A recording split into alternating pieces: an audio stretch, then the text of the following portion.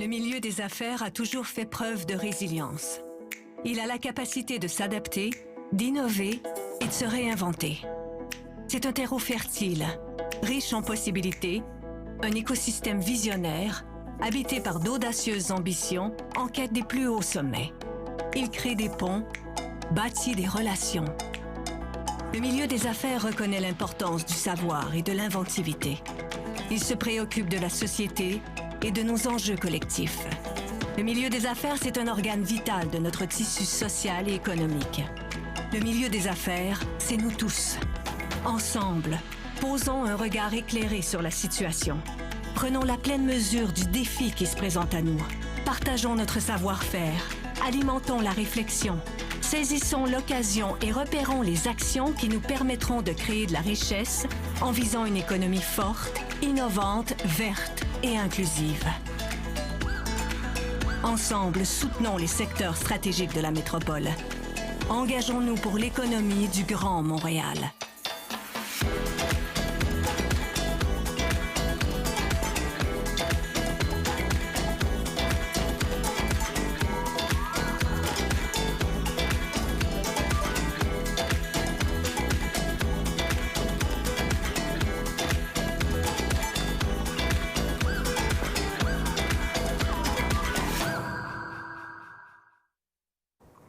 Bonjour à toutes et à tous. Je m'appelle Julie Desjardins, je suis directrice Affaires publiques à la Chambre de commerce du Montréal métropolitain et je serai ce midi votre maître de cérémonie. Je vous souhaite la bienvenue à cette causerie Montréal inclusive au travail, organisée dans le cadre du mouvement Relançons Montréal. Vous êtes plus de 750 participants à être inscrits ce midi, ce qui démontre à quel point il s'agit d'un sujet important.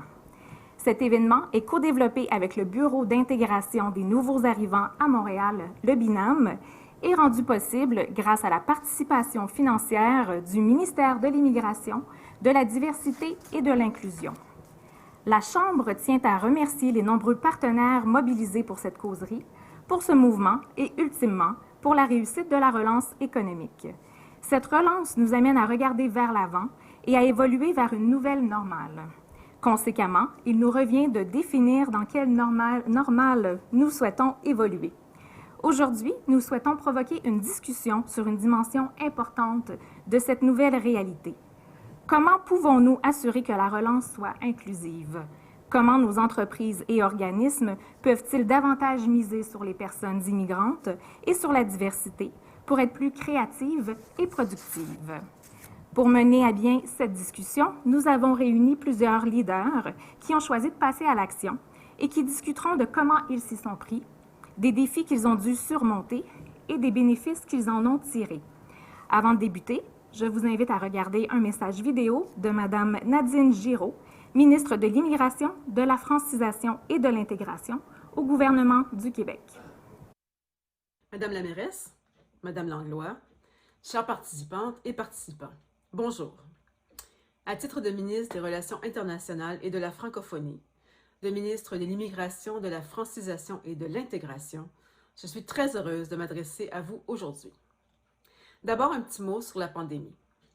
Permettez-moi de remercier la mairesse ainsi que les intervenants municipaux qui travaillent avec le gouvernement afin d'assurer la santé et la sécurité des Montréalais en cette période de crise sanitaire.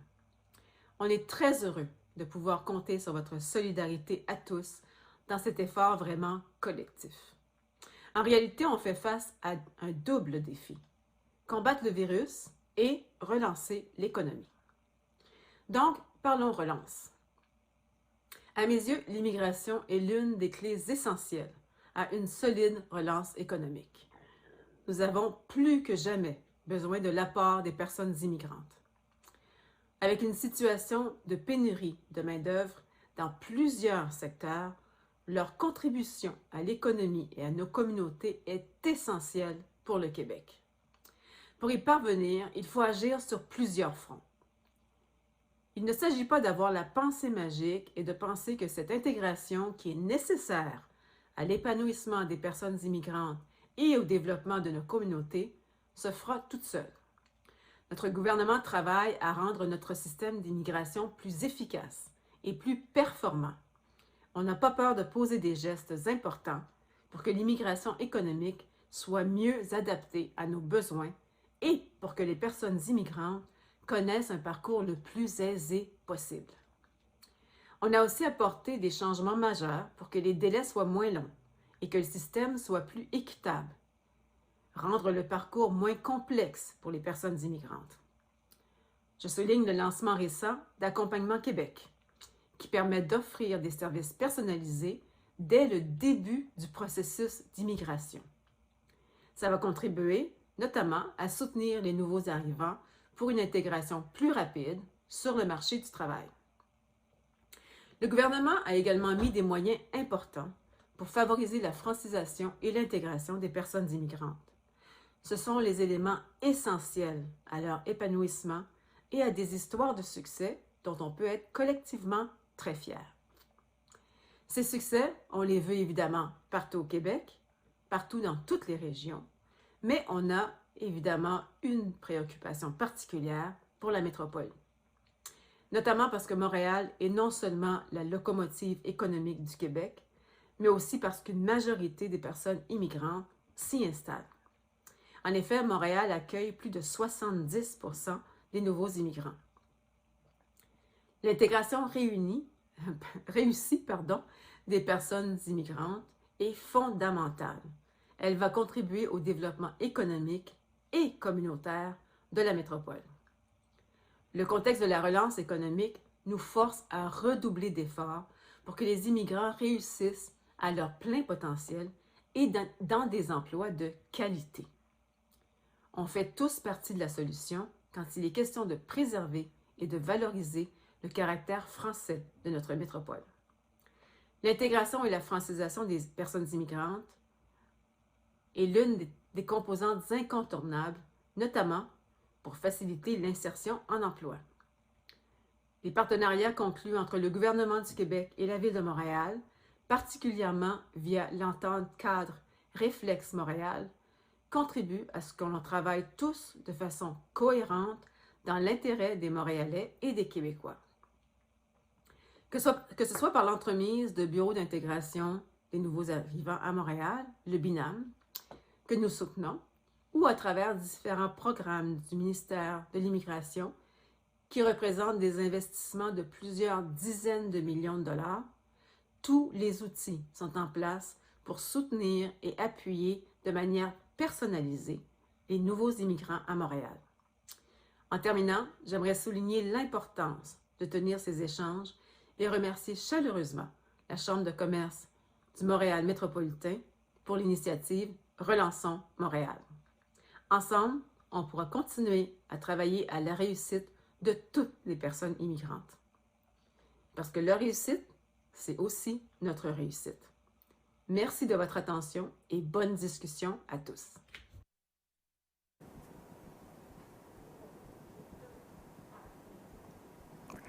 Et maintenant, j'invite Mme Valérie Plante, mairesse de Montréal, à vous adresser la parole. Madame la mairesse. Merci beaucoup. Je suis vraiment très heureuse d'être parmi vous aujourd'hui, si bien entourée pour parler d'un sujet qui nous interpelle et nous préoccupe. Vous l'avez mentionné tout à l'heure, il y a beaucoup de gens qui se sont inscrits pour cette causerie et c'est tant mieux. On le disait avant la pandémie, l'importance pour Montréal d'investir, de pouvoir avoir toute la force des immigrants et immigrantes pour qu'ils fassent partie de cette force de travail dont on a tant besoin. Mais avec la pandémie, c'est d'autant plus vrai. Et je pense qu'il faut aussi réaliser le fait qu'en temps de pandémie, bien, ce sont souvent les personnes qui sont parfois les plus vulnérables. Ou par exemple, quand je dis vulnérables, on peut parler de les personnes qui ont moins de réseau ou des emplois plus précaires qui se retrouvent les premiers touchés par une grande crise. Et c'est définitivement ce que l'on vit. Mais même avant ça, les chiffres étaient clairs. On sait qu'à Montréal, vraiment, on accuse un retard dans notre capacité à vraiment intégrer les personnes immigrantes dans les milieux de travail. Et pour moi, je le vois comme un défi, mais définitivement une occasion à saisir dans le cadre de la pandémie. Et les barrières, bien, on les connaît. J'ai bien hâte d'entendre ce que mes collègues auront à dire sur la question des bonnes pratiques, parce que je pense qu'on est rendu à... On veut s'abreuver de bonnes idées, de bonnes pratiques pour pouvoir, nous comme employeurs, mais également comme futurs employés, pouvoir les entendre et les mettre en application. On le sait, les barrières, elles sont nombreuses, que ce soit les biais inconscients, ça peut être des préjugés basés sur la couleur de la peau ou même l'accent. On peut penser à la reconnaissance des diplômes ou encore le manque de réseau parfois. Alors, c'est ce qui contribue en tout cas à ce que beaucoup de personnes ne trouvent pas encore tout à fait leur place à Montréal. Mais on veut que ça change. Ça, je pense que c'est le message qu'on veut, définitivement porter. Madame Giroux le disait, près de 75% des immigrants choisissent la métropole. On en est très heureux. 34% de la population est issue d'immigration. Ça aussi, ça démontre la grande ouverture et l'attraction de Montréal. Mais maintenant, il faut aller plus loin. Alors, on entend, moi, je parle souvent d'une relance verte et inclusive, plusieurs de mes collègues aussi. Et cette relance, quand on la veut inclusive, bien justement, c'est de faire une place pour tous et chacun. C'est dans cet esprit que la Ville de Montréal a décidé de mettre des actions en place très, très concrètes au fil des années. J'ai envie de vous parler de la toute dernière, la petite dernière, si je peux dire, mais qui en est une grande. C'est celle de la création d'un bureau du commissaire à la lutte au racisme et aux discriminations systémiques. D'ailleurs, Mme Wang, qui est devant moi, qui est la responsable politique de ce grand dossier. Et pour nous, c'est important. C'est un pas pour pouvoir en nommant, on va pouvoir mieux cibler, accompagner, démystifier. Et ça, je pense que c'est une responsabilité pas seulement de la Ville de Montréal, mais de l'ensemble de la population. C'est un choix de société que de pouvoir travailler dans ce sens-là. Et lorsque ce bureau est en voie de se créer, je tiens à mentionner que le ou la commissaire va également travailler de très près avec la commissaire des relations avec les peuples autochtones. Parce que quand il est question d'intégration dans le milieu du travail, je pense qu'il ne faut pas non plus, on parle des immigrants, mais il faut aussi penser aux peuples autochtones qui sont tout près de nous et qui sont très peu présents dans nos milieux de travail, dont la Ville de Montréal, je dois l'admettre. Ceci étant dit, le milieu des affaires est très conscient de plusieurs des obstacles. Je pense au milieu culturel aussi qui est dans cette réflexion-là et la Ville de Montréal n'est pas en reste. Et je pense que ce commissaire viendra contribuer à nos efforts. Je le vois vraiment d'une façon très, très positive. J'aimerais quand même glisser quelques mots à propos des actions qui sont mises en place par le Bureau d'intégration des nouveaux arrivants. C'est quand même unique. C'est un modèle qu'il n'y a pas ailleurs au pays, d'avoir un bureau d'intégration des nouveaux arrivants. Et à date, on a vu que ça avait donné des initiatives très pertinentes. Je pense à Montréal inclusive au travail. On se rappellera qu'on a fait une campagne de sensibilisation, les portes fermées, n'est-ce pas, la journée portes fermées de l'année dernière. Je pense que c'était l'année dernière. On perd un peu la notion du temps, mais j'étais à ce moment-là accompagnée d'ailleurs du président de la Chambre de commerce du Montréal métropolitain, M. Shahir Guindi, et cette campagne souhaitait mettre de l'avant les obstacles à lesquels les immigrants font face dans leur quotidien ou du moins lorsque vient le temps de chercher un emploi. Alors voilà, on sent qu'il y a une mobilisation et ça, c'est très, très positif. Le binôme est là pour pouvoir soutenir ces efforts. Et parmi les outils qui vont être dévoilés cette semaine, eh bien, il y a la balado qui s'appelle Billet d'entrée et qui va permettre de favoriser l'inclusion en entreprise. Alors ça, je vous invite à aller voir ça. Ça va être, ou d'écouter ça plutôt. C'est animé par Déborah Cher-Enfant. C'est une série de 6 épisodes qui va réunir une vingtaine d'invités et ça aborde la question de l'inclusion, mais sans détour. Alors, je pense que ça va être fort intéressant et ce sera sur la plateforme audio de Radio-Canada. Dernière chose que j'ai envie de vous dire, enfin 2 dernières choses, le pacte pour l'inclusion au travail des personnes immigrantes. Ça aussi, c'est intéressant. C'est le fruit d'une collaboration entre la Ville de Montréal et le pôle IDEOS de HEC Montréal. On entend souvent parler des défis de l'intégration des personnes immigrantes. Et là, ce qu'on veut, c'est encore une fois mettre les solutions. On en entendra aujourd'hui, mais on va en mettre encore plus de l'avant. Et ça va vraiment permettre d'offrir un soutien personnalisé de 3 chercheurs et des experts à une dizaine d'entreprises montréalaises pour mieux intégrer les personnes immigrantes. Enfin, je veux vous dire que on va vous présenter une petite vidéo dans quelques secondes, dès que j'aurai terminé. Et ce qu'on veut faire, c'est vraiment le binôme a mis en place, a créé des outils pour vraiment donner des chiffres sur les réalités. Parce que parfois, il peut y avoir des préjugés qui demeurent sur l'intégration. Eh bien voilà, les chiffres ne mentent pas et ça va nous permettre d'aller plus loin. Alors, en terminant, ce que j'ai envie de vous dire, c'est que les solutions, elles existent. Les solutions, elles sont là. Et on a tout avantage comme métropole, mais également comme société, de pouvoir aller toujours plus loin, de se remettre en question et d'amener des solutions probantes et des solutions qui fonctionnent, qui vont non seulement être des bonnes solutions pour les immigrants qui cherchent un boulot, mais pour nous, tantôt on parlait de rareté de la main-d'œuvre, eh bien voilà, quelle bonne occasion de pouvoir jumeler ces deux besoins et qu'on s'y retrouve, encore plus fort et qu'on remette notre économie sur les rails. Alors, très heureuse d'être avec vous, puis j'ai bien hâte d'entendre vos échanges. L'immigration au Québec est concentrée dans notre métropole. 60% des nouveaux arrivants installés au Québec habitent à Montréal. C'est un bassin d'immigration diversifié et qualifié en provenance de plus de 28 pays différents. Comme plusieurs métropoles, Montréal rencontre encore des défis en matière d'intégration professionnelle des personnes immigrantes.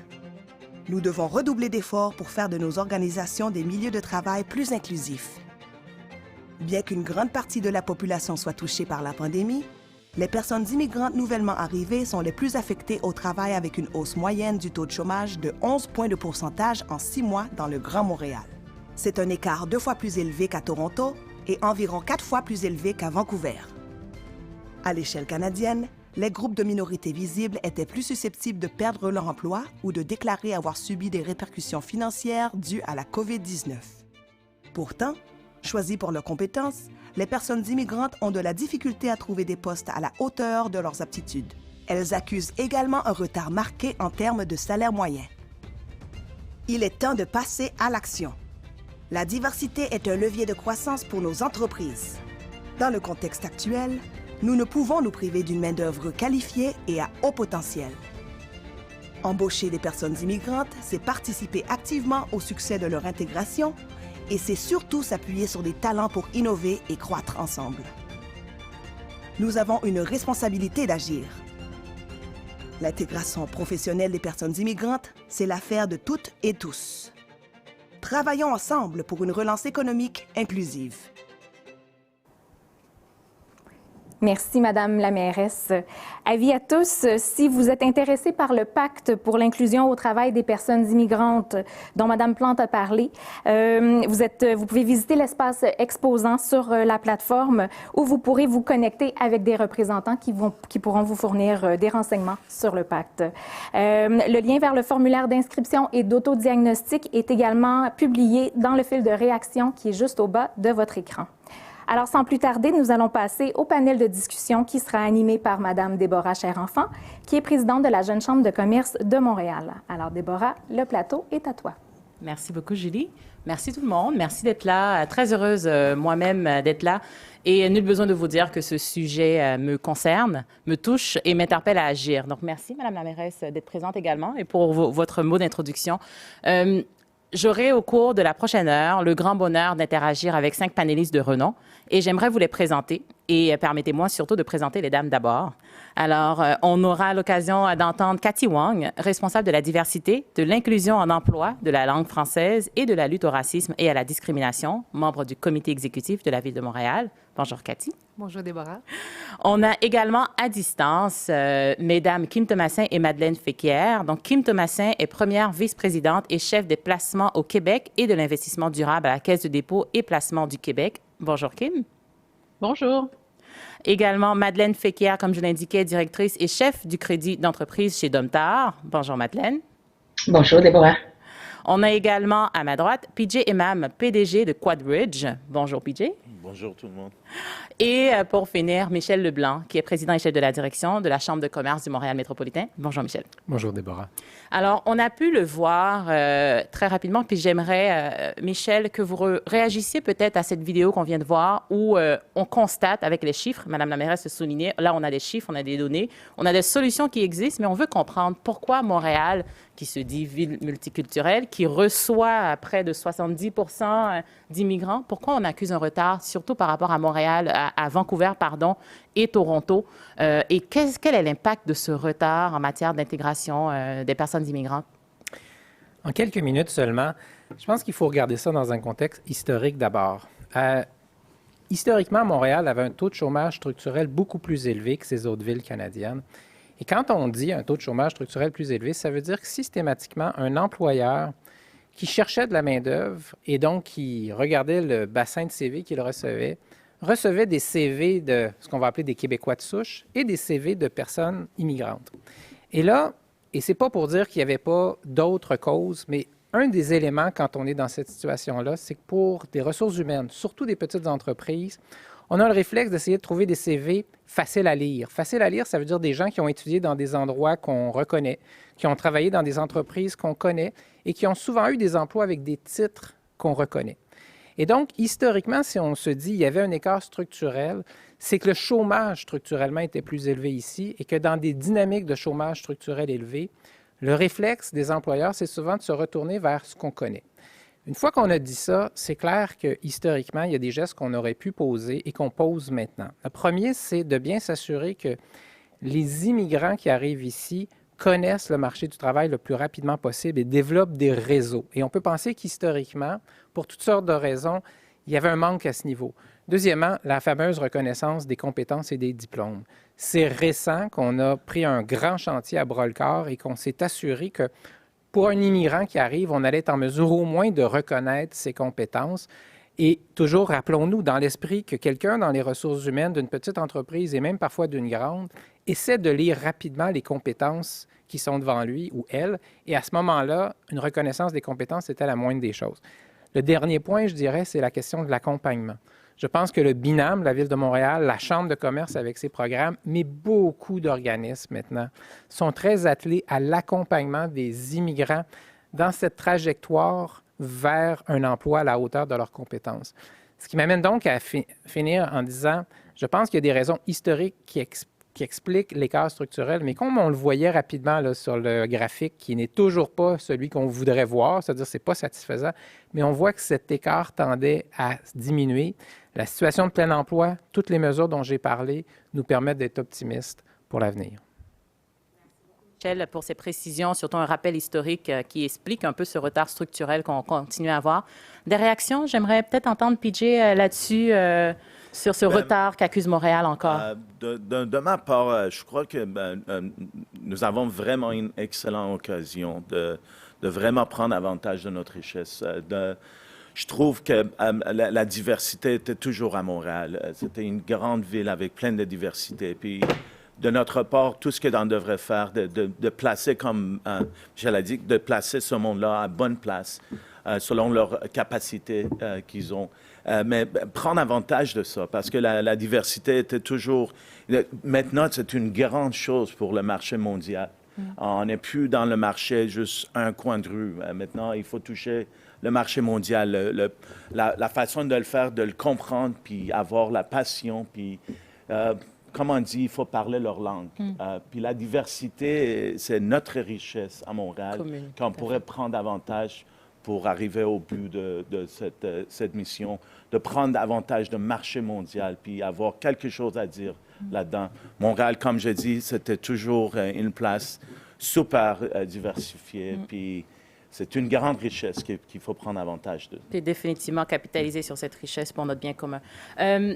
Avant la crise de la COVID-19, puis je vais m'adresser à Cathy pour cette prochaine question, l'économie du Grand Montréal était en plein boom.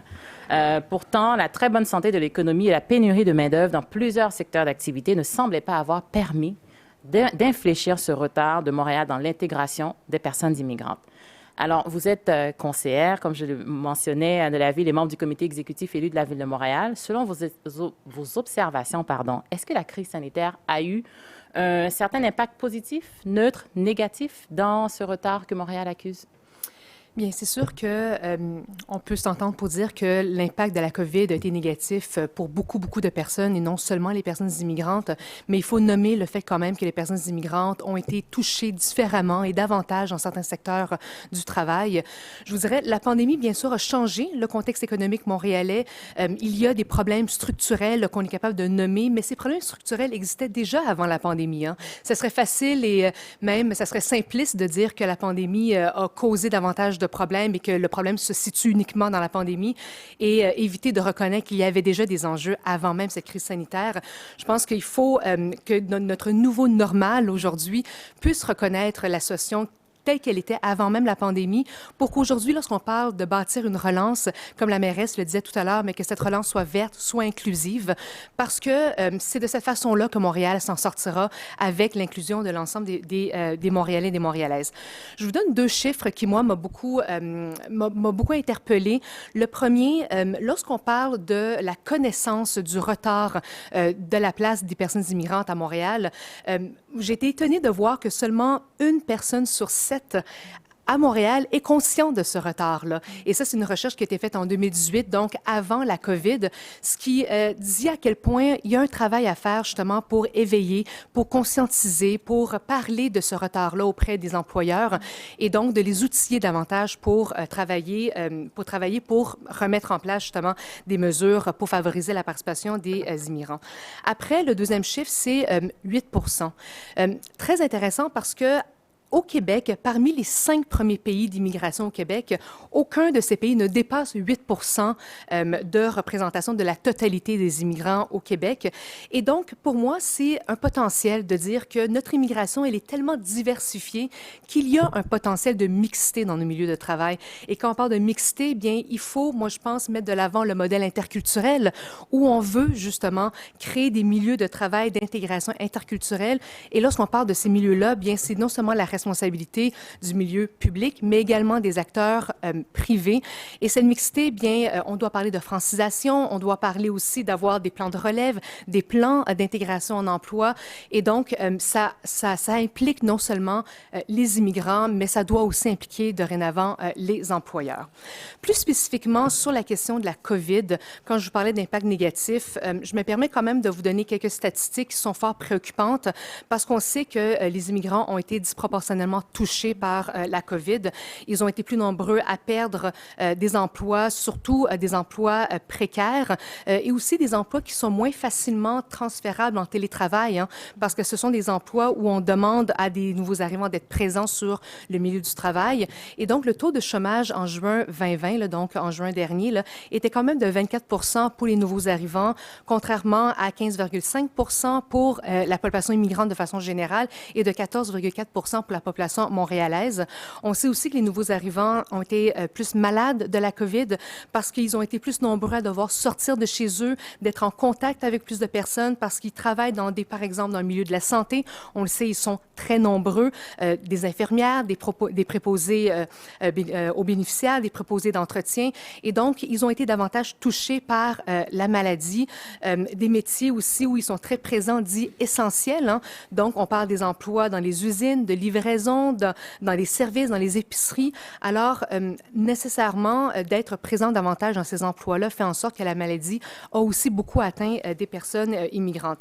Et finalement, je termine avec ça. On le sait, hein, les personnes immigrantes reposent, en fait, leur réseau repose sur des réseaux qui sont très actifs, très dynamiques. La COVID les a aussi, en fait, les a éloignés hein, de ces réseaux-là. Et donc, on peut assurément dire que les personnes immigrantes qui ont qui dépendent beaucoup, qui sont très impliqués dans ces réseaux-là, bien malheureusement, ont aussi beaucoup souffert d'isolement pendant la COVID. Et donc, le réseau de soutien traditionnel était malheureusement moins présent. Et donc, de cette façon-là, bien, c'est sûr qu'ils ont été affectés différemment pendant la crise sanitaire. Merci beaucoup, Mme Wang, de faire cet état de la situation et surtout de mettre en perspective la réalité que vivent plusieurs personnes immigrantes, qu'elles soient nouvelles arrivantes ou pas, qui pourraient illustrer plusieurs cas de figure pour les employeurs et prendre ces notions-là en considération lorsqu'il va s'agir d'embaucher ces personnes-là. Madeleine, j'aimerais m'adresser à vous. Vous êtes née en Haïti, donc vous avez vécu le parcours d'immigration que plusieurs personnes connaissent et dont on parle aujourd'hui. Quel sentiment provoque en vous cette notion de retard de la Ville de Montréal en matière d'intégration de personnes immigrantes? Madame Wang vient d'illustrer avec des chiffres quand même assez probants ce retard, mais surtout la situation récente. J'insiste, je mets des guillemets entre récentes parce que ce sont des éléments qui existent depuis un certain temps, mais que la COVID a permis de mettre de l'avant un petit peu plus. Qu'est-ce que ça provoque en vous? Merci, Déborah. De mon côté, moi, je peux dire que Montréal, c'est ma ville. Hein. Je vis dans cette ville depuis fort longtemps. J'ai étudié dans cette ville, j'ai fait carrière dans cette ville, je me suis développée dans cette ville, j'ai réussi dans cette ville et j'en connais beaucoup d'autres. Alors, Montréal c'est important qu'on se le rappelle, hein. Montréal est la plus grande ville au Québec, la ville la plus peuplée du Québec, la ville la plus diversifiée du Québec.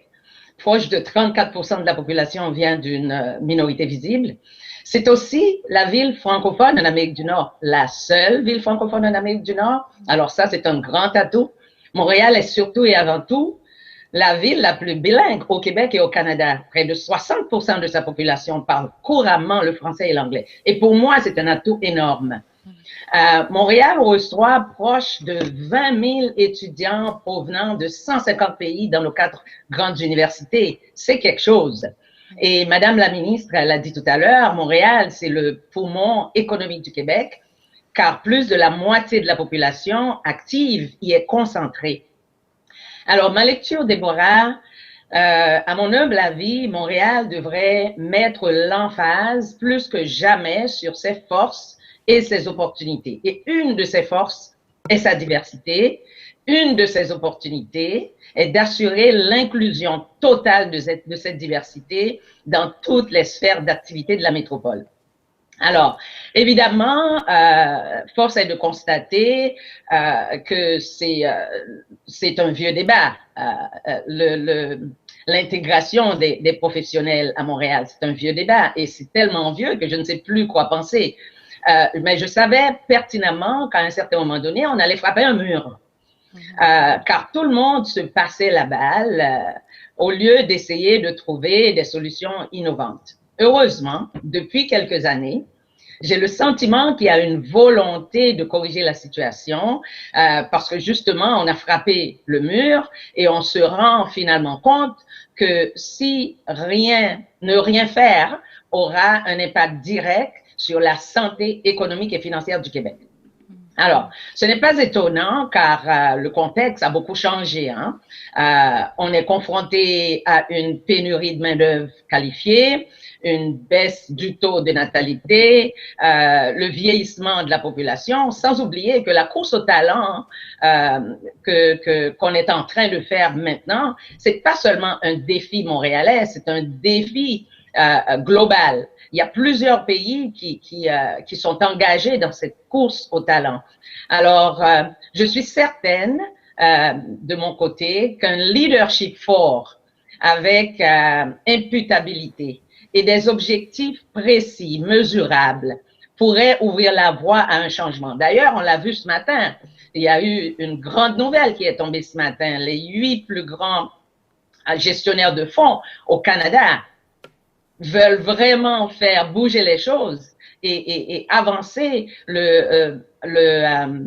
l'état de l'inclusivité au Canada. Alors, pour moi, c'est important, cet aspect-là. Ce que je pourrais ajouter, il faudrait également inclure ou sinon donner le leadership de ce dossier aux ordres professionnels, les professionnels RH dans nos organisations, les chasseurs de tête, les comités de nomination, de concert avec toutes les instances concernées. Alors, il faudrait vraiment former un peu plus nos professionnels RH pour éliminer les biais et surtout les angles morts. Par exemple, j'ai déjà entendu dans des milieux de travail où j'ai déjà été, le nom de famille ne nous est pas familier, mais ça n'a rien à voir sur un CV. Un candidat avec un accent n'a aucune importance. Cela n'a rien à voir avec son intellect, avec son expertise. Et puis, il ne faut pas oublier que la plupart du temps, ces professionnels-là sont vraiment, ils vont être toujours super qualifiés pour les postes qu'ils postulent parce qu'ils n'arrivent pas à trouver un poste. C'est très difficile de se placer. Alors, il faut avoir une ouverture d'esprit, il faut penser à l'extérieur de la boîte pour y arriver. D'ailleurs, il y a une étude de McKinsey publiée en 2015 qui fait la démonstration quand les équipes sont diversifiées, il y a un impact direct sur la performance financière de nos entreprises. Alors, il a été démontré que les entreprises qui ont un conseil d'administration diversifié attirent les meilleurs talents parce que c'est le premier réflexe d'un candidat, c'est d'aller voir comment ça se passe au top. Alors, si le conseil n'est pas diversifié, on peut déjà se faire une tête de l'intérieur de cette organisation-là. Il a été démontré aussi dans cette étude que les entreprises améliorent l'orientation de leur clientèle. Il y a beaucoup de gens maintenant, avant de faire un achat quelconque, qui regardent la composition du conseil d'administration. Alors, ça commence vraiment à changer. Durant les dernières années, nos entreprises québécoises ont développé des politiques d'inclusion et de diversité. Mais en réalité, ces politiques se retrouvent dans un tiroir vraiment parce que il n'y a pas de responsable de la non-performance de ces politiques. Il n'y a pas de cible attachée à ces politiques non plus. Or, s'il n'y a pas de cible, on ne peut rien mesurer. Alors, selon moi, il y a beaucoup de chemin à faire, mais par contre, il faut aussi prendre conscience que récemment, il y a eu beaucoup d'initiatives qui ont été lancées, comme le Black North, qui est une initiative pan-canadienne. Il y a aussi le Black Opportunity Fund. Il y a beaucoup de choses qui se développent. Étant donné que moi, je suis toujours en mode solution, j'ai cofondé avec un ami une initiative, je crois, qui peut aider à faire avancer cette cause. Car je crois fermement que la représentativité de la diversité administrative en entreprise et aussi sur les conseils d'administration est importante dans une société comme la nôtre. Si le but est vraiment d'avoir un Montréal inclusif, c'est souhaitable que nos entreprises et nos institutions soient le reflet de cette population. Tout à fait, Madeleine. Je ne voudrais pas vous interrompre. Je sais que je vais vous laisser l'opportunité de présenter cette initiative. Je voudrais beaucoup plus avoir l'avis également peut-être de PJ là-dessus, qui, comme vous, a eu un parcours d'immigration. Lui étant né à Shiraz en Iran. Et Madeleine, je vais revenir à vous tout de suite parce que je trouve important de mentionner l'initiative dont vous faites part, surtout en matière de représentation. Mais PJ, pour la question, on vous l'avait dit au début, puis Madeleine amène un point essentiel d'imputabilité. Elle mentionne depuis son parcours d'immigration qu'on sent qu'il y a peut-être plusieurs institutions, organisations qui se passent la balle. Qui est responsable véritablement de faire avancer, mieux intégrer les immigrants? Donc, vous, comment vous l'avez vécu? Comment vous le percevez? Vous êtes très connu dans le milieu des affaires. Est-ce que c'est au milieu des affaires à prendre cette responsabilité aujourd'hui? Oui et non. Ben, regarde, au milieu mondial, tu le vois beaucoup clairement. Toutes les institutions qui sont comme créateurs de tendances, maintenant, ils investissent fortement dans la diversité. Si on parle de Nike, par exemple, même qu'il y avait beaucoup de pression politique par NFL contre Kaepernick, qu'on connaît, ils ont vraiment poussé cette idée-là, l'inclusion de diversité, puis ils ont vraiment touché le monde. Puis en faisant ça, ils ont augmenté leurs revenus de 30% dans 6 mois. Ça, c'est très bien connu. À Montréal, je trouve que ça revient, regarde, si tu voudrais changer la culture de quelque chose, il faut que tu commences par le haut. Tout ça comme trickles down. Si on parle de diversion, il faut que ça commence dans le haut. Puis là, une fois que la direction, la haute direction, ils ont la compréhension, puis ils sont eux-mêmes, viennent de la diversité, ils créent la culture, comme Madeleine a dit, pour être capable d'attirer un meilleur talent dans cette diversité-là. Nous autres, on avait plein de soucis dans le milieu de technologie. La diversité ethnique est là, vraiment bien connue. C'est quelque chose qui est bien présenté, comme vous dites, dans toutes les compagnies, soit Microsoft ou des grosses compagnies comme Shopify ou quoi que ce soit. C'est très bien reconnu. Mais quand même, un des défis de là, c'est l'implication des femmes. C'est très peu reconnu. En fait, il y en a juste 26% du monde qui travaille au milieu de technologie, ils sont des femmes. Puis cette chiffre-là est en train de descendre plus en plus les dernières 10 ans. Puis la seule chose que je pourrais dire de notre part, qu'est-ce qui nous a aidés de notre part? D'avoir le meilleur talent dans la diversité, d'avoir la direction, la haute direction diverse aussi. Nous autres, on a regardé ça il y a 3 ans. On avait 6% de notre employés qui étaient des femmes. c'était un grand souci pour nous parce que en faisant ça, tu es en train d'ignorer 50% d'un marché.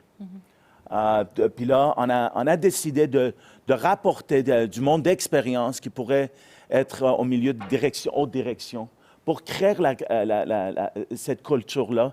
Puis en faisant ça, ça donne beaucoup de clarité aux emplois qui voient une meilleure avenir positif dans leur futur. Puis ça a bien joué jusqu'à date, puis je pourrais dire, après 3 ans, on a 36% de femmes. À 36%. À 6%. Puis notre but d'apporter ça d'ici 2 ans à 3 ans à égalité. Ça serait quelque chose. Je vous le souhaite. Je suis persuadée que d'autres personnes ici vous le souhaitent également. On travaille fort là-dessus. Puis, comme je dis, la différence, c'est d'avoir la culture dans la haute direction pour être capable de trigger down toutes ces idées-là. Ces initiatives par la suite. Mais ça montre aussi que quand on veut, on peut et exact. Que les solutions existent véritablement pour atteindre cet objectif. Regarde, comme Madeleine a dit, je suis rentré au Canada comme un réfugié. J'avais rien que 13 ans. Avec ma famille. Puis c'était pas facile. Première chose, il faisait vraiment froid. Je suis venu au mois de novembre, puis je me souviens, c'était à Mirabel, en fait. On est rentré à Mirabel, puis je me souviens comme c'était hier. Mais il y avait, qu'est-ce que je pourrais dire, les ressources, ils nous ont vraiment aidés. Je trouve dans le temps, je ne sais pas maintenant, je ne peux pas rien dire parce que je ne suis pas nouveau arrivant. Je pense que je suis un petit peu trop québécois, disons. Mais dans le temps, il y avait une bonne ressource, je pourrais dire. Je pense qu'ils étaient là. Ça nous a aidé beaucoup. Je me souviens de rentrer à YMCA. Il y avait des ressources, il y avait des travailleurs sociaux qui nous ont aidés pour trouver l'appartement, des logements. Il nous a aidés vraiment de commencer notre vie dans cette belle ville-là. Puis, comme Madeleine, c'est la même chose avec Madeleine. En fait, j'ai vécu aux États-Unis un petit peu, puis je suis retourné à Montréal parce que Montréal, c'est l'amour. Vraiment, c'est une place extraordinaire. Puis, je pourrais dire la nourriture est incroyable. Elle est excellente. Et je pense qu'il y a beaucoup de Pâté personnes... chinois, on connaît tout le monde le pâté chinois. Définitivement, je confirme. Avec ketchup. Je pense que tous les goûts sont dans la nature, comme on dit, mais je pense qu'on partage cet amour de la cuisine. Ça revient à la même chose. C'est très facile. Il y a une belle solution devant nous. Il y a belle opportunité. Puis, comme Cathy a dit, il y a juste, 8% vous avez dit, c'est-à-dire la mélange est là, la gumbo, comme hier j'ai vu quelque chose, le gumbo est là. C'est juste de le mettre en fonction puis le pousser. Puis c'est une bonne initiative de vous autres, en fait. Puis comme Madeleine a dit quand même, je retourne là-dessus, c'est une grande chose que des grandes institutions financières comme CDPQ, ils reconnaissent ça, puis ils sont en train de lancer des fonds pour aider du monde comme nous. La finance puis l'expérience, c'est une grande chose pour nous autres, pour un entrepreneur, soit que tu sois ethnique ou non. Le financement, c'est important. Financement puis expérience, c'est très important pour relancer une bonne idée.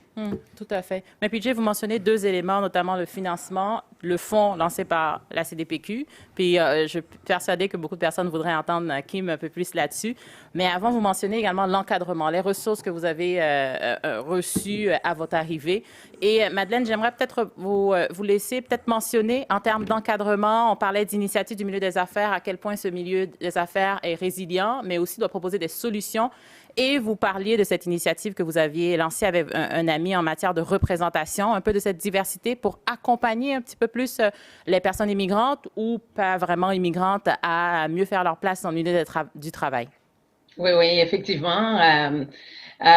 J'ai été confrontée à un dilemme il y a 3 ans où tout le monde me sollicitait pour monter sur des conseils. Et j'ai parlé à un de mes très bons amis, Ben-Marc Diendéré, qui confrontait aussi le même dilemme. Et à un certain moment donné, on s'est rendu compte qu'on ne pouvait pas être les deux sur tous les conseils d'administration en ville parce qu'on a quand même des obligations.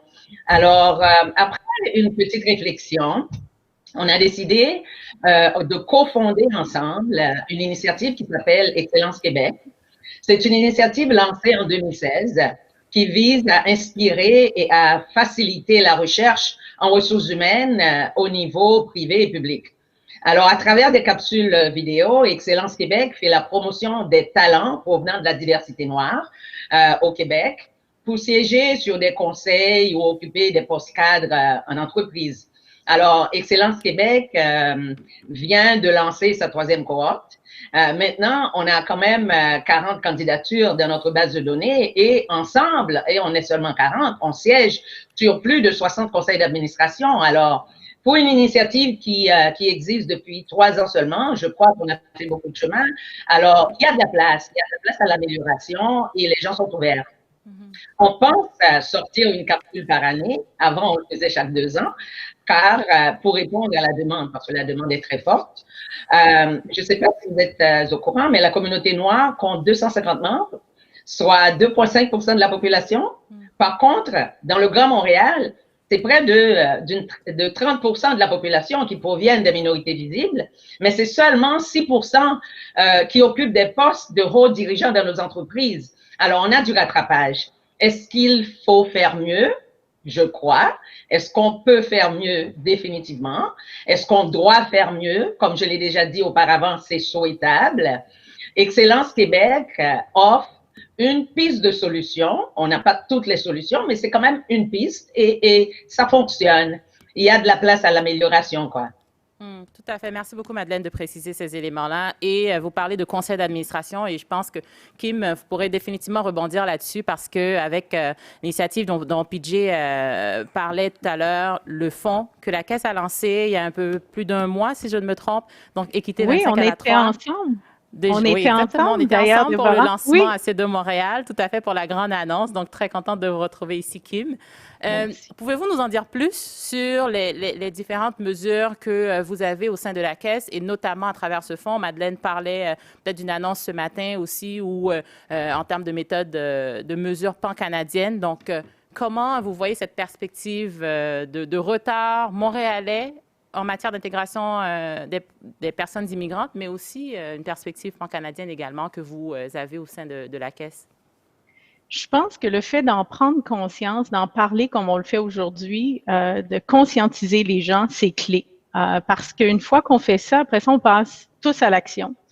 Malheureusement, c'est pas une situation qui est unique à Montréal. Comme vous le dites, c'est pan-canadien, c'est même mondial. Nous, on échange à tous les jours avec nos partenaires à l'étranger et partout, on parle qu'on a besoin d'une relance qui est verte, qui est durable et inclusive. Puis les gens insistent beaucoup sur inclusif. Alors, identifier ce besoin-là, cette nécessité, ça démontre déjà un enjeu qu'on doit adresser. Alors, on le fait de plusieurs façons. Nous, comment on l'adresse? Un, c'est une priorité. La diversité et l'inclusion, c'est une priorité pour nous à la Caisse. On le fait à l'interne auprès de nos propres talents, mais on le fait aussi beaucoup et très fort auprès des investissements qu'on fait. Madeleine y a fait référence tout à l'heure, l'annonce des grands fonds qui se mettent ensemble pour dire, ben voici, on veut adopter des meilleurs critères de ESG, puis on veut pouvoir les mesurer. Mais ça, on le fait au quotidien. Alors, chaque investissement qui est fait à la Caisse est mesuré selon des critères ESG. La diversité, l'inclusion, c'en est un critère. Alors, c'est important, c'est une priorité, c'est un pilier pour notre investissement au même titre que le sont les changements climatiques ou une saine gouvernance. Alors, énormément de travaux sont faits de ce côté-là. On accompagne les sociétés en portefeuille pour qu'elles deviennent meilleures à cet égard-là. Et en octobre dernier, quand on était ensemble, Déborah, lors de C2, on a voulu poser un geste encore plus concret pour la diversité et l'inclusion. Puis, c'est le fonds qu'on appelle le fonds 25 à la 3. C'est un fonds de 250 millions de dollars qui a été mis en place. Puis, ce qui fait en sorte qu'on est encore plus fiers de ça, c'est que c'est l'initiative de nos employés. Et c'est des gens issus de la diversité, pour la plupart, qui ont dit « faut faire quelque chose de plus » parce qu'on l'exige de nos sociétés en portefeuille. Puis, il faut aussi que nous, on se l'impose. Alors, on a brainstormé pour trouver des idées et celle-là a émergé de nos gens. Donc, ce fonds-là, il a été lancé. On regarde déjà des dossiers. ça va nous donner un levier supplémentaire, si vous voulez, là, de performance pour les PME ici au Québec, mais au Canada. Puis on veut que les sociétés nous démontrent que d'ici 5 ans, elles vont rencontrer trois critères là, de 25, d'où le 25 à la 3, 25% de diversité, et on entend diversité dans sa grande définition, au niveau du conseil d'administration, au niveau de l'actionnariat et au niveau de la haute direction. Donc, nous, on veut aussi accompagner ces sociétés-là en portefeuille pour les aider à atteindre ça, celles qui n'auraient pas nécessairement les 3,25, les critères de 25%, sur une période de 5 ans. Alors, on va s'impliquer pas juste financièrement via le fonds, mais aussi au niveau d'un accompagnement opérationnel des sociétés. On a des experts à l'interne, on retient des experts à l'externe aussi pour accompagner ces sociétés-là. Puis, ça vise tous les gens issus de la diversité. Là. À nouveau, je veux le dire, c'est inclusif comme diversité. Les femmes, les minorités visibles, les personnes autochtones, puis aussi tout type de diversité. On a été interpellé par un groupe, écoutez, qu'en est-il des groupes de personnes handicapées? Alors, oui, ça se veut très inclusif. Et on est très fiers de ça, puis on veut continuer de le faire encore plus. Je pense que ça fait partie de notre rôle comme investisseur institutionnel parce que PJ l'a mentionné, quand on fait un investissement, un financement, ben l'argent parle. Alors les gens veulent voir que nos priorités, nos valeurs sont reflétées au sein des entreprises. Alors ça, on continue de le faire. La semaine dernière, on a annoncé aussi notre politique en matière de vote au niveau de la diversité. Ça, c'est le vote qu'on fait au sein des sociétés publiques. Une fois par année, on est appelé à exercer le vote actionnarial et on est allé assez ambitieux sur les critères de diversité qu'on veut au sein des sociétés dans lesquelles on investit. La réaction a déjà commencé parce que les gens veulent surtout pas se ramasser, Déborah, avec un mauvais bulletin. Un vote pour un administrateur ou pour une administratrice, c'est comme son bulletin d'école. Et si les sociétés respectent pas certains critères de diversité, on n'hésitera pas à voter contre le président ou la présidente du comité de nomination ou les personnes en charge de ces programmes-là. Et on va mesurer. Parce que le point de PJ, celui de Madeleine, est excellent. Il faut pouvoir mesurer pour pouvoir changer les choses. Tout à fait. Merci beaucoup, Kim, mais surtout, on est bien content de voir que le fonds commence déjà à recevoir des candidatures. C'est un fonds, vous l'avez compris, qui a été lancé il y a 1 mois, donc en pleine pandémie, en pleine relance même, j'ai envie de dire. Et j'aimerais peut-être entendre Michel là-dessus parce que c'est un événement en collaboration avec le MINAM, c'est un événement de la Chambre, dans le cadre de l'initiative de la Chambre Relançons Montréal. Je pense que la mairesse mentionnait plutôt relance verte, relance inclusive. Madame Wong y a fait référence également. Pourquoi c'est important de parler de diversité, d'inclusion dans un contexte où on parle de relance économique? C'est clair que devant nous, le grand défi de cette relance-là, c'est d'être prêt, secteur par secteur, au fur et à mesure qu'on va retrouver l'élan économique dans chacun de ces secteurs. Le problème qu'on avait avant cette pandémie, c'est cette pénurie de main-d'œuvre qui fait en sorte que beaucoup de nos entreprises ne trouvaient pas les talents pour produire à la hauteur de ce qu'elles devaient faire, manquaient des commandes et éventuellement, même dans leur développement d'affaires, rentraient dans des problématiques diverses. Et PJ le dit en plus, le signal qu'on se lance tous, c'est que notre relance, elle va passer beaucoup par l'international. Ce n'est pas en se vendant seulement en achat local qu'on va générer la richesse dont on a besoin pour notre société, nos programmes de soins. Donc, il faut se projeter à l'international. Et dans tout ça, le message le plus puissant, c'est on doit utiliser tous nos talents. Et j'aimais bien ce que Kim disait. C'est clair qu'on parle de relance inclusive et derrière ce mot inclusif, c'est évidemment tous les talents issus de l'immigration, mais c'est tous les talents. Personne avec quiconque a un handicap et peut contribuer doit pouvoir contribuer. Peu importe son orientation sexuelle, quelle absurdité de penser qu'on embauche des gens ou qu'on n'embaucherait pas des gens en fonction d'une orientation sexuelle. Toutes nos petites entreprises et nos grandes entreprises, devant elles, là, ont le défi de trouver les meilleures personnes et les plus compétentes pour répondre à leurs besoins. Et donc, dans cette relance, tous secteurs confondus, le message qui est lancé, c'est préparons-nous correctement avec toutes les capacités qu'on a pour intégrer ces gens-là. Et je reviens sur un message important. Cathy Wong disait tout à l'heure, les immigrants récents ont été particulièrement touchés en période de pandémie et c'est tout à fait juste. Et on l'observe. Et cette semaine, on annonçait une nouvelle initiative avec l'appui du binôme, justement, et du gouvernement du Québec. On dévoilait avec le ministre Boulet un programme qui s'appelle Passerelle sectorielle. Et Passerelle sectorielle, c'est notre réponse à la réalité des nouveaux arrivants ou des immigrants qui sont en chômage pandémique. Et qui dit ces gens-là, ces nouveaux arrivants, souvent, c'était les derniers arrivants en emploi. Donc, comme Cathy le disait, les gens plus vulnérables aux premières mises à pied. Ce sont des gens qui ont un réseau souvent qui est un réseau d'affaires qui est encore limité. Et puis, le dernier point, c'est qu'en période de pandémie, les plateformes de réseautage, les événements en présentiel de la Chambre et autres, sont toutes en suspens. Et donc, il fallait trouver une réponse. Et au moment où on se parle, des entreprises vont être approchées. On parle de plus de 80 entreprises. Et dans les prochains mois, c'est plusieurs centaines d'immigrants récents en chômage pandémique qu'on va tenter de marier par le biais du virtuel. Donc, des CV en forme de vidéo, de l'accompagnement, du mentorat. Mais il faut trouver les moyens de s'assurer qu'on ne laisse personne derrière. Et au sortir de la pandémie, je vous l'annonce, je vous le dis, surtout les employeurs qui nous écoutent, vous allez avoir des défis de trouver la main-d'œuvre et les talents issus de l'immigration sont probablement, dans bien des cas, la meilleure réponse que vous pourrez trouver. Message que j'espère bien entendu, Michel. Cathy, je le mentionnais dans votre intro que vous siégez au comité exécutif. Vous avez par ailleurs, par avant, présidé le conseil municipal. J'aimerais qu'on parle peut-être des administrations publiques, de la représentation. La mairesse nous disait également dans son mot d'ouverture, parmi les actions, petites, mais grandes quand même, la création de ce bureau avec la nomination d'un ou d'une commissaire, j'essaie de me rappeler du titre exact, commissaire à la lutte contre le racisme systémique. Merci.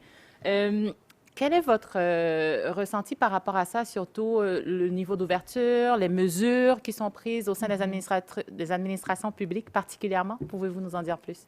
Tout à fait. Mais en fait, je vais même me permettre de citer PJ Imam tout à l'heure qui disait ça doit partir du haut. Hein? Et puis, on doit montrer l'exemple. Et puis, la Ville de Montréal, comme un des plus grands employeurs sur le territoire montréalais, on doit être capable de montrer l'exemple. Et c'est dans ce sens-là qu'on travaille. Je vous dirais, il y a beaucoup de choses que je pourrais vous dire, là, mais en quelques minutes, en effet, Montréal, on est reconnu comme étant une ville avec une grande ouverture, avec une grande diversité, avec une grande capacité d'inclusion. Mais en même temps, il ne faut pas prendre cette posture pour acquis, hein, parce que on le sait, dès qu'il y a des crises sanitaires, dès qu'il y a des événements dans l'actualité, eh bien, on peut vivre des reculs et c'est là qu'on doit s'assurer que notre relance économique soit inclusive. L'année 2020, malheureusement, nous a aussi mis de l'avant, mis une lumière sur des événements d'exclusion, hein, des événements où il y avait du racisme et puis où il y avait justement des enjeux d'inclusion. Et donc, à la Ville de Montréal, pour nous, c'est de se dire, comme grand employeur, comme aussi institution qui rend des services aux Montréalais, on doit montrer l'exemple et on doit mettre de l'avant des solutions structurantes pour être capable de répondre à ces enjeux-là. La mairesse, tout à l'heure, a parlé du bureau que nous avons créé, le bureau de lutte, en fait, le bureau du commissaire, mon Dieu, on va tout y arriver avec ce nom-là, le bureau du commissaire à la lutte au racisme, un bureau que nous avons positionné avec la direction générale de la Ville de Montréal et qui va avoir un pouvoir de travailler avec l'ensemble des services à la Ville de Montréal, donc de travailler sur la question de la diversité de façon transversale.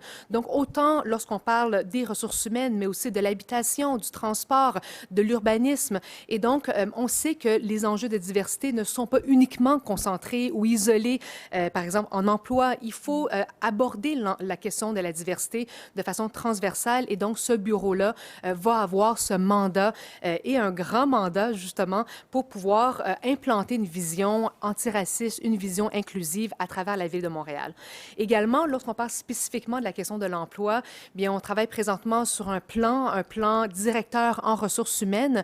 Et la mairesse l'avait mentionné il y a quelques mois, où l'objectif que nous nous sommes donné à la Ville de Montréal en 2020, c'est d'atteindre un 25% dans les postes de cadre à la Ville de Montréal, et donc 25 de diversité. Et lorsqu'on nomme des cibles, bien, on veut que ces cibles soient ambitieuses et surtout, on veut que les ressources humaines se dotent d'outils, se dotent de pratiques pour pouvoir atteindre ces objectifs-là. Et donc, on a très hâte de pouvoir présenter ce plan-là. Je vous dirais, comme institution publique, nous avons cette responsabilité de mettre de l'avant des plans qui vont structurer justement l'inclusion de la diversité au sein de nos effectifs. Et peut-être comme dernier point, je vous dirais, on parle beaucoup, on a parlé du balado tout à l'heure que la mairesse a annoncé, on parle de différentes initiatives de communication. Il y a vraiment un travail aujourd'hui de formation, de vulgarisation sur ces enjeux, sur ces concepts-là. Nous, à la Ville de Montréal, il y a des milliers d'employés et lorsqu'on parle de concepts tels que la diversité, tels que l'inclusion, tels que le racisme, il y a un travail de formation, il y a un travail de sensibilisation. Le balado en est un exemple, mais il ne faut pas s'en arrêter là. Il faut s'assurer que nos cadres puissent être formés sur ces enjeux-là, qu'ils aient accès à des formations et qu'on les rende accessibles et qu'on les rende presque obligatoire si c'est le cas et si on peut le permettre. Et donc, c'est toutes ces différentes mesures-là, je pense qu'il faut mettre en place au sein de nos instances pour qu'on puisse rendre nos instances et nos institutions publiques davantage inclusives. Et je vais terminer là-dessus. Un élément qui a été beaucoup mentionné, parce que vous savez, à la Ville de Montréal, l'Office de consultation publique de Montréal a déposé 38 recommandations pour lutter contre le racisme et les discriminations. Et un élément sur lequel on travaille très fort, c'est les mécanismes de plainte. Parce qu'on sait, lorsque une personne vit des situations de discrimination ou des situations de racisme dans le milieu du travail, et même que le BINAM a fait une recherche qui démontre que 46 des personnes immigrantes ont vécu du racisme davantage dans leur milieu de travail que, par exemple, dans un autobus, par exemple. Mais il faut que nos institutions se dotent d'instances fortes, crédibles, transparentes pour pouvoir accueillir ces plaintes, accompagner les personnes et pouvoir justement rendre des décisions par rapport à ces situations-là. Et donc, il y a tout un travail aussi de renforcer les mécanismes et les instances qui ont cette responsabilité d'accueillir les plaintes en lien avec la discrimination. Tout à fait. Donc, en termes de processus, s'assurer que la machine soit capable d'accueillir ces éléments-là. Et très important ce que vous mentionnez, Cathy, par rapport à la vulgarisation, donc cette nécessité de former aussi, parce que, vous le disiez au début, c'est important de nommer les choses. C'est déjà que le titre de cette personne qui va être recrutée est le mot racisme dedans. Donc, ça prouve un petit peu à quel point vous êtes en mesure d'aller au-delà de l'enjeu et pouvoir adresser des notions de base, mais très importantes aussi pour résoudre cette situation de retard et de manque d'intégration de plusieurs personnes issues de multiples diversités. Je voudrais rebondir sur un élément que vous avez mentionné. Vous partagez le plan d'action sur lequel vous travaillez, le 25 et j'avais envie de dire que vous pourrez quasiment, je sais que ce n'est pas possible, postuler au fonds lancé par la Caisse et ça me permet peut-être d'interagir, d'intervenir avec Kim pour lui poser une question du public qu'on a. Cette question nous vient du public, Kim, et j'aimerais peut-être vous entendre réagir là-dessus. Et c'est quelqu'un qui se questionne sur comment rejoindre ceux qui n'ont pas réfléchi encore à la question, puisqu'on se dit toujours, on prêche entre convertis, on s'adresse à des personnes qui sont déjà sensibilisées à la cause, on est tous autour de la table virtuelle ou physique, conscientisés ou bien conscientes en tout cas de cette notion, l'importance de la diversité et de l'inclusion. Mais comment on peut rejoindre ceux qui ne le sont pas encore ou qui ne le sont pas du tout? J'espère qu'il en reste plus beaucoup, puis on va les rejoindre. Je pense que le fait qu'on prenne une approche tant, c'est PJ qui le mentionnait tout à l'heure, c'est top-down, tone from the top, alors au niveau du leadership, et c'est tellement aussi un sujet qui rejoint les milléniaux. Les gens vont choisir leur emploi, leur carrière au sein d'entreprises qui rejoignent leurs valeurs. Alors, c'est comme si on va faire l'opération, puis pardonnez-moi l'expression, mais l'opération sandwich, alors en ayant les leaders qui s'y prononcent et les plus jeunes qui viennent sur le marché du travail pour qui ces valeurs-là sont importantes, on va rejoindre tout le monde. On avait vu ça un peu, entre autres avec le climat.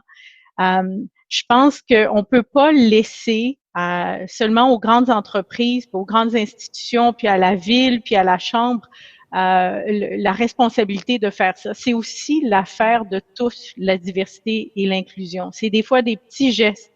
C'est des fois d'ouvrir notre réseau aux nouveaux arrivants. C'est le fait de tendre la main aux nouveaux parents à l'école lors de la rentrée scolaire. Là, c'est plus difficile de par la pandémie, mais de s'ouvrir aux gens qui arrivent puis qui ont parfois juste besoin de savoir, encore sur le point de PJ, c'est où qu'on mange la meilleure poutine à Montréal, c'est où le meilleur restaurant grec à Montréal. Alors, et d'échanger puis de s'ouvrir. Alors, oui, les grands gestes, oui, les grands fonds, mais aussi les petits gestes au quotidien qui font en sorte que on va couvrir tout le monde puis on va rejoindre tout le monde. Tout à fait. Excellente question. Oui, merci beaucoup, Kim. Je pense que Michel voudrait réagir. Oui, j'aime beaucoup cette question du public. On se pose souvent la question, comment on provoque du changement?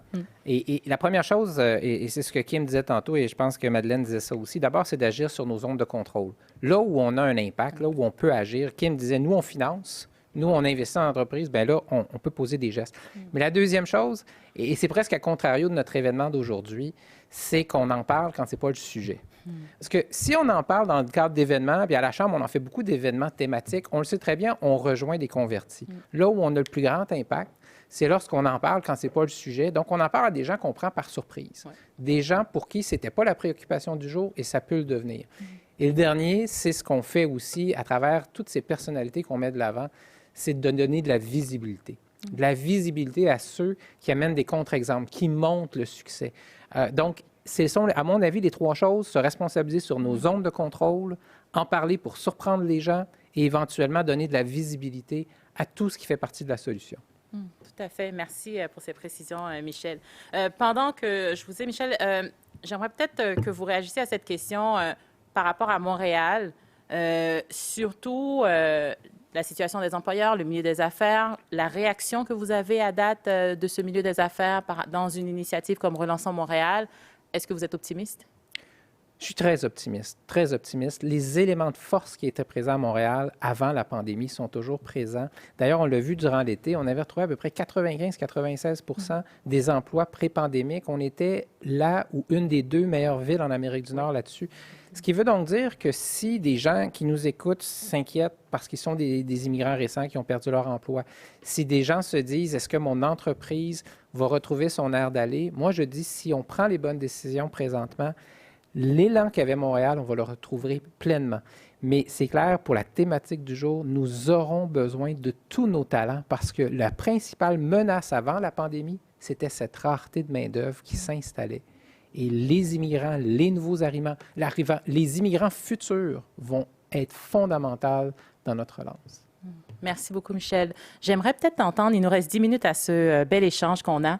PJ, mettons, si vous aviez un message aujourd'hui à envoyer pour faire en sorte que beaucoup plus de personnes, la question du public justement qu'on avait, soit beaucoup plus conscientisée à cet enjeu et puissent agir, quelles seraient les premières étapes que vous conseillerez à... De ma part, j'entends toujours qu'on dit, regarde, c'est une bonne chose de donner une chance aux immigrants, c'est une bonne idée, puis de donner une chance qu'ils viennent te rejoindre à ta compagnie. De ma part, je pense que c'est l'entreprise qui est chanceuse d'avoir ça. Si tu regardes, s'il y a un problème que tu es en train de réagir là-dessus, si tu en as 4 différentes personnes de 4 différentes nationalités, tu vas avoir 4 différentes solutions. Point de vue. Oui. Puis, naturellement, tu vas arriver à avoir une meilleure résultat à la fin. Parce que tu ne vas pas juste regarder un but des choses, tu regardes dans 4 différents angles. Puis ça va aider la façon que tu regardes les choses. Puis comme je dis, je retourne à la même chose. Le marché, aujourd'hui, c'est mondial. C'est plus au coin de Berry, puis je ne sais pas quoi. Là, c'est mondial. Il faut comprendre le marché mondial. Puis on a les ressources de le faire. Comme je dis, il faut rapporter la direction. Il faut avoir les cultures dans les compagnies qui comprennent la diversité. Puis ils sont capables de créer une culture que les employés sont une partie de l'avenir de la compagnie. Puis, vous pourriez regarder toutes les entreprises quand on regarde que ce soit Lightspeed ou quoi que ce soit, Nakisa ou Adonis, ça, c'est des entreprises toutes diversifiées qui ont vraiment bien fait dans leur but. Puis, ils sont arrivés à des chemins que c'est incroyable. Ça ne fait même pas de sens comment ils sont allés loin. Puis il faut prendre avantage de ça. C'est le point final. Il n'y a pas d'autre solution secrète que je vais sortir. Puis il faut toujours manger le pâté chinois. Ça, je pense que ça, ce serait le premier argument que vous vendrez à quelqu'un qui vient s'installer à Montréal. C'est la première étape. Regarde, on est en train de travailler avec Montréal International. C'est un body qui est partout dans le monde. Puis il essaie d'apporter des organismes ailleurs ici pour créer des entreprises. Puis on a travaillé avec 2-3 personnes. Puis je te dis, avec la personne que je travaillais, j'ai toujours parlé de poutine, pâté chinois. Puis tout le monde le connaît, en fait. En fait, peut-être pas pâté chinois, mais la poutine est bien reconnue partout. Là, en dehors de m'avoir donné faim, et je pense que pour d'autres personnes aussi, PJ, merci beaucoup pour ces arguments-là. Madeleine, j'aimerais peut-être vous entendre réagir. Si on vous met dans une situation où vous devriez convaincre une personne de s'installer à Montréal, quels seraient les arguments que vous utiliserez pour s'installer, pour le convaincre de venir? Mais les mêmes arguments que j'ai mentionnés auparavant, je lui dirais aussi que le train vient de quitter la gare, surtout avec l'annonce qu'on a entendue ce matin. Je suis membre du conseil d'experts du Centre canadien pour la mission de l'entreprise. On a publié récemment un sondage qui a démontré que nos entreprises doivent mettre l'emphase ailleurs, en plus de créer de la valeur pour leurs actionnaires. Et tout au long de cette présentation, on a entendu les différents intervenants en parler. Il y a un dicton anglais qui dit « Wherever business goes, society follows ». Alors, là où on fait de bonnes affaires, la société va suivre. Alors, je crois que moi, j'aimerais laisser cette personne-là sur une belle note d'optimiste. Il y a de l'espoir. Je suis très confiante que Montréal peut relever ce défi. D'ailleurs, et le Québec en général, d'ailleurs, c'est pas la première fois qu'au Québec, on relève des défis aussi épineux. Alors, on va tous faire partie de la solution. C'est la chose que je souhaite. Et on va y arriver, Déborah. J'en suis convaincue, Madeleine. Merci beaucoup. Kim, quelqu'un qui hésite entre Montréal, Toronto, Vancouver, quels sont les arguments pour le convaincre de venir? Montréal, absolument. J'ai même, moi, choisi Montréal plutôt que Toronto en quittant la ville de Québec. Pour moi, choisir Montréal, c'est choisir une ville où vraiment toutes les opportunités sont diversifiées. On a les meilleures écoles, on offre une expérience internationale, mais avec une grande dose de local. Pour moi, Montréal, c'est comme une mosaïque. C'est diverses composantes, toutes différentes, mais qui forment un tout qui est magnifique. Et pour moi, c'est une chance qu'on a de vivre à Montréal. On est privilégié. On peut finir tard le soir au travail, puis c'est encore très, très sécuritaire de sortir pour aller prendre le métro, le REM bientôt, ou la voiture. Tu sais, pour moi, c'est une richesse. Hein, puis c'est vraiment la ville où on veut élever nos familles. Tout à fait. Merci beaucoup, Kim. À vous deux, Cathy et Michel, j'aimerais vous entendre là-dessus parce qu'effectivement, vous l'avez mentionné dans vos réponses. Vous constatez, regrettez, mais constatez le retard de Montréal par rapport à d'autres villes. Si quelqu'un devrait vous partager son intérêt à venir s'installer à Montréal, perspective ville de Montréal, pourquoi le convaincre ou la convaincre, cette personne, de venir à Montréal? Et vous également, Michel, au sein de la Chambre, comment venir s'impliquer? Pourquoi s'impliquer? Donc, Cathy, peut-être... Bien alors, premièrement, le pâté chinois de PJ, hein, c'est un bon argument, je trouve, pour les faire venir à Montréal. Numéro 1 sur la liste. D'ailleurs, je fais le meilleur, alors on verra. Mais outre ça, moi, j'aimerais dire, Montréal, la ville de Montréal, c'est une société unique en Amérique du Nord. C'est une société distincte, une culture unique, une spécificité qui fait une fierté incroyable. C'est la ville francophone en Amérique du Nord. Alors, quand on choisit Montréal, c'est de participer à cette culture unique, une culture artistique, une culture linguistique, une culture culture, même du milieu des affaires. Alors, moi, je pense que c'est de vouloir participer à cette culture-là. Et au-delà de ça, bien, je rejoins un petit peu le parcours de M. PJ Imam parce que ma propre famille aussi est arrivée au Québec comme réfugiée. Et puis, aujourd'hui, 2 générations plus tard, on voit à quel point Montréal est un terreau fertile d'accueil, d'opportunités et de solidarité. C'est là-dessus que j'aimerais peut-être conclure. À Montréal, on est chanceux, on compte un réseau extraordinaire d'organismes communautaires, d'organismes de solidarité pour accompagner les personnes immigrantes dans leur intégration, dans leur inclusion. Et c'est un réseau qui nous rend chanceux parce que on est privilégié d'avoir autant de ressources vouées à l'immigration. PJ a parlé du YMCA. J'ai travaillé au YMCA pendant 15 ans et je sais à quel point ces organismes-là permettent à nos immigrants non seulement de s'intégrer au milieu du travail, mais également dans leur vie, dans les loisirs, dans les sports, dans la culture. Et donc, non seulement je trouve que Montréal est une culture unique, une société distincte, une société riche de sa spécificité, puis en plus de ça, bien, une ville solidaire et où il y a des ressources pour les accompagner. Et donc, pour toutes ces raisons, Montréal est le choix à faire. Définitivement, je vous rejoins là-dessus. Merci, Cathy. Michel, pour conclure. Moi, j'aborde toujours les choses en me disant, OK, contre qui on est en concurrence. Alors, si on se dit on est en Amérique du Nord, je dirais premièrement, là, c'est une ville excitante. Il y a beaucoup d'endroits endormants en Amérique du Nord. C'est une ville dynamique. Il y a beaucoup d'endroits en Amérique du Nord où peut-être que leurs meilleurs moments sont derrière eux. Nous, on le sait, là, on est dans une trajectoire où on a des très bons moments devant nous. Je dirais que c'est une ville internationale. On a parlé de son côté très cosmopolitain. Là. On est branché sur le reste du monde. Mais je rajouterais pour des immigrants aussi ou des gens qui le constatent, on est dans une ville sécuritaire. Regardons ce qui se passe aux États-Unis, dans beaucoup de grandes villes. Et moi, je pense qu'on doit toujours être très conscient. On a nos débats, on a aussi des situations parfois où il y a des incidents. Mais relativement parlant, pour des immigrants comme pour des Québécois de souche, on marche le soir à 2 heures du matin parce qu'on n'a pas envie de prendre l'autobus. On rentre chez soi puis on se sent en sécurité dans cette ville. Et je pense que pour des immigrants, je toujours s'en rappeler, on quitte quelque part, on veut aller à quelque part où on va se sentir bien avec notre famille. Montréal offre ça. Non, je pense définitivement parce que vous m'avez plongé dans mon propre processus d'immigration. Je me rappelle encore ma mère qui m'appelle tard le soir, pourquoi je ne suis pas rentrée, et je me sens pleinement en sécurité. Je me suis toujours sentie en sécurité. Et 15 ans plus tard, c'était encore là. Donc, vous m'avez fait un petit peu rêver et retourner à 15 ans, Michel. Merci pour cette petite incursion.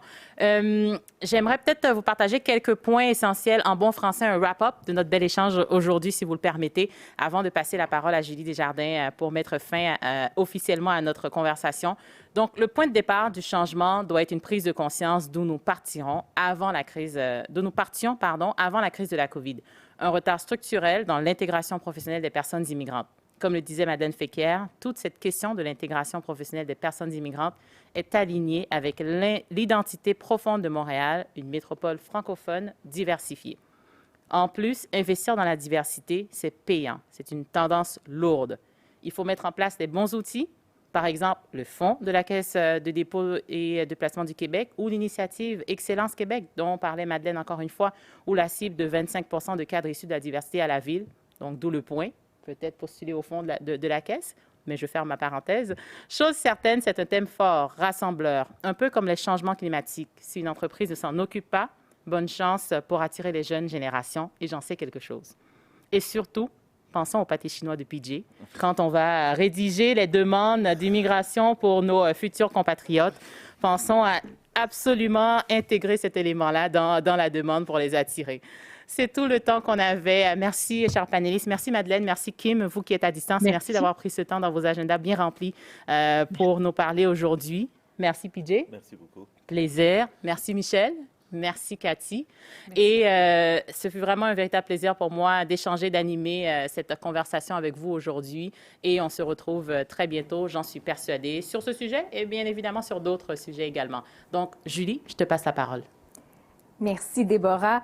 Merci à tous d'avoir été des nôtres pour ce panel qui nous laisse entrevoir le meilleur pour la relance, je pense. Je vous rappelle que la balado billet d'entrée, dont la mairesse a parlé en introduction ce midi, est disponible sur la plateforme audio de Radio-Canada. Je vous invite également à notre prochain forum dans le cadre de Relançons Montréal, ce vendredi, donc dans 2 jours. Il va porter sur la relance du secteur du tourisme, un secteur qui, vous le savez, a été extrêmement affecté parce que nous vivons depuis le mois de mars dernier. J'espère que vous serez des nôtres. Alors, sans plus tarder, je vous remercie. Je vous souhaite un excellent pâté chinois et une bonne fin de journée.